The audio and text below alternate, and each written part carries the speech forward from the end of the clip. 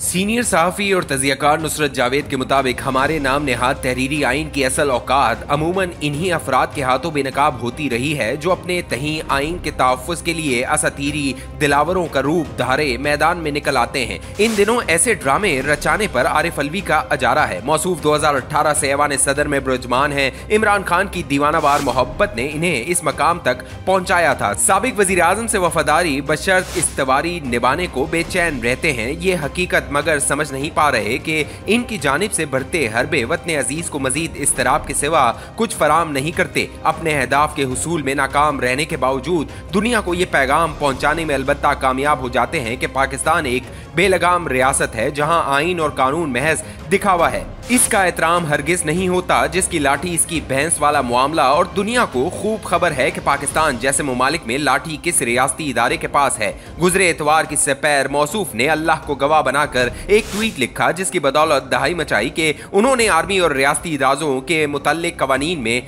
हाल ही में हुई सख्तगी तरमीम पर अजराई दस्तखत नहीं किए थे। इनके दावे पर एतबार करें तो हुकूमत वक्त ने मज़कूरा तरमीम को जो पार्लिमान के दोनों ऐवानों से मंजूर हुई थी नौसरबाजी से गजट नोटिफिकेशन के जरिए बाकायदा कानून की सूरत लागू कर दिया है। हुकूमत की मुबैना नौसरबाजी को बेलगाम करने के लिए ऐवान सदर में ब्रजमान शख्स ने आरिफ अलवी की शनाख्त से मज़कूरा ट्वीट लिखा था। अपनी शनाख्त के साथ बेबसी का इजहार करती ट्वीट ने दुनिया को दर हकीकत ये पैगाम दिया कि 25 करोड़ आबादी के हामिल इस्लामी जमहूरियत पाकिस्तान में जो एटमी कुव्वत भी है सदर पाकिस्तान की कोई वक़्त ही नहीं है। वो अपने दफ्तर में किसी मगवी की सूरत मुक़य्यद है। हमारी रियासत के असल मालिक अपनी तरजीह के किसी कानून को मुतारिफ करवाने के लिए इसके दस्तखतों के मोहताज नहीं। इसका दफ्तर शोशा के सिवा कुछ भी नहीं।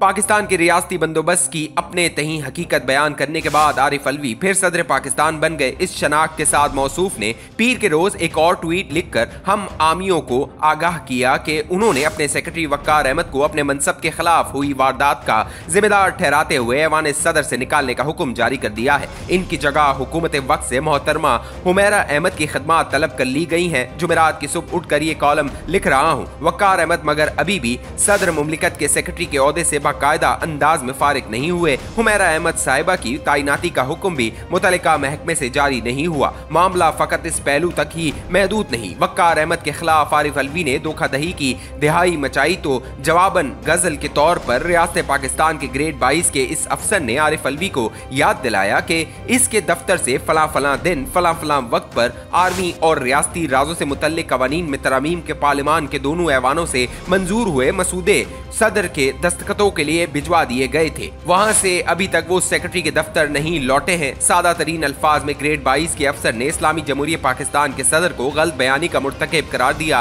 गलत बयानी अगरचा मेरी दानिश में झूठ का मुहज़्ज़ब और शाइस्ता मुतबादिल है। आरिफ अलवी मगर डीठ हड्डी के हामिल हैं। अपने मातहत के हाथों गलत बयानी का मुर्तकिब ठहराए जाने के बावजूद इस तरह की आग बढ़ाने से बाज नहीं आ रहे। बुध के रोज इन्हें अचानक याद आ गया कि हमारा तहरीरी आइन इन्हें कौमी असम्बली तहलील हो जाने के बाद 90 रोज के अंदर नए इंतखाब की तारीख का ऐलान करने का पाबंद बनाता है। मज़कूरा आईनी फरीजा अदा करने के लिए मौसूफ ने चीफ इलेक्शन कमिश्नर के नाम एक चिट्ठी लिखी है। इसके जरिए आईनी एतबार से खुद मुख्तार ठहराए इस ओहदेदार को हुक्म सादिर हुआ कि वो 1-2 रोज में ऐवान सदर हाजिर हो और आरिफ अलवी के साथ बैठकर नए इंतखाब की तारीख तय करे। ये कॉलम लिखने तक मुझे हरगिज खबर नहीं कि इलेक्शन कमीशन क्या लिखेगा।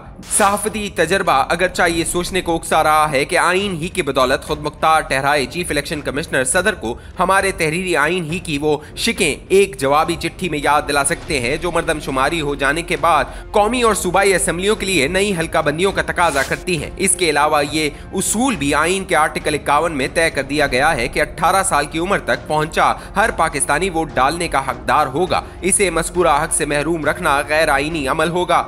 इससे कबल इलेक्शन कमीशन तफसील से एक प्रेस रिलीज जारी कर चुका है। इसके जरिए आवाम को इन तमाम मराहिल से तफसीलन बता दिया गया है कि नई हल्का बंदियों का अमल कैसे और कब तक 14 दिसंबर 2023 तक मुकम्मल कर दिया जाएगा। 90 दिनों के अंदर की बात करे तो नई कौमी असम्बली का इंतखाब रवां बरस के नवंबर में होना चाहिए। नई हल्का बंदियों का तकाजा मगर इस इम्कान को रद्द कर देता है। इसी बाईस आइंदा बरस के फरवरी के आखिरी हफ्ते में नए इंतखाब की उम्मीद बांधी जा रही है। अगरचा अब कंवर दिलशाद जैसे माहिरीन में 2024 2024 के इशारे भी देना शुरू हो गए हैं। बहरहाल तहरीरी आइन की बुनियाद पर सदर इस्लामी जमहूरियत पाकिस्तान और आईनी एतबार से खुद मुख्तार चीफ इलेक्शन कमिश्नर नए इंतखाब के हवाले से दो मुख्तलिफ मौक़िफ़ इख्तियार कर चुके हैं। इन दोनों में कौन दुरुस्त है, इसका फैसला मेरे और आपके बस से बाहर है। मामला बिलाखिर सुप्रीम कोर्ट ही तय करना है। इस कोर्ट ने मगर 14 मई को पंजाब असम्बली के इंतखाब के हवाले से भी एक फैसला किया था। वहाँ मगर अब भी मोहसिन नकवी की क़यादत में निगरान सूबाई हुकूमत की अमलदारी बरकरार है। इस नज़ीर पर एतबार करें तो 90 दिनों के अंदर वाली बात नई असम्बलियों की तश्कील का सबब होती भी नजर नहीं आ रही।